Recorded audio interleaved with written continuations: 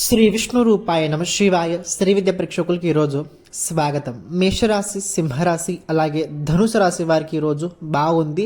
కొన్ని విషయాల లోపల చిన్న చిన్న విషయాలు జరిగితే దాన్ని అలాగే వదిలేయండి.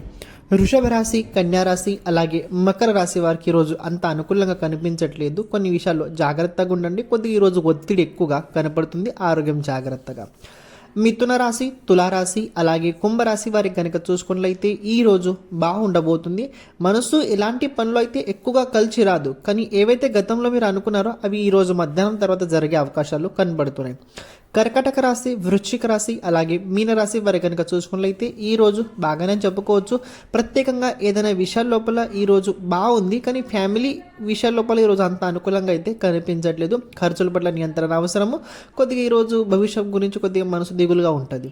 ఈరోజు ప్రతి ఒక్కరూ శివుడికి పంచామృతంతో అభిషేకం తప్పకుండా చేయండి. శ్రీమాత్రే నమః.